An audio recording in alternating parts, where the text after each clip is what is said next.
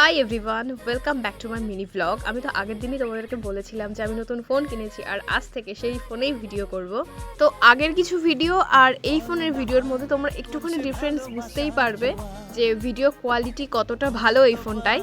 আর আমি as usual সকালবেলা যেগুলো খাই সেগুলো সকালবেলা উঠে খেয়ে নিলাম, তারপরে রান্নাঘরে চলে গেলাম কারণ আজকে আমি নতুন একটা আইটেম বানাবো। তোমাদের সাথে এটা নেক্সট কোনো দিন শেয়ার করব। আজকে আর আমি পুরো রান্নাটা শেয়ার করলাম না, তার জন্য যা যা আর কি কাটাকুটি করার বাটাবাটি করার আমি করে নিলাম, তারপর রান্নাটা বসিয়ে দিলাম।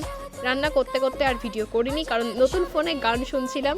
ভিডিওর সাথে সাথে সাউন্ড কোয়ালিটি কেমন সেটাও তো আমাকে চেক করতে হবে, তাই না?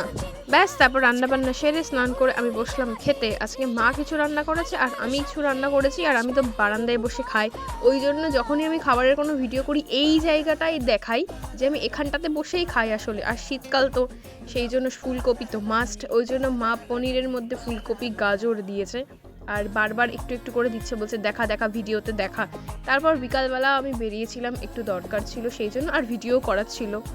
তারপর অশোকনগরের রাস্তায় দেখতে পেলাম নিরামিষ এই ফুচকা। দেখো একটা কথা বলি, আমার না পেঁয়াজ ছাড়া ফুচকা ভালো লাগে না। এই পেঁয়াজ ছাড়া ফুচকা যেন আমার অদ্ভুত টাইপের লাগে, আমার তো একদম পছন্দ না। তোমরা কারা পেঁয়াজ ছাড়া খাওয়ার, কারা পেঁয়াজ দিয়ে খাও, কমেন্ট করে অবশ্যই জানিও।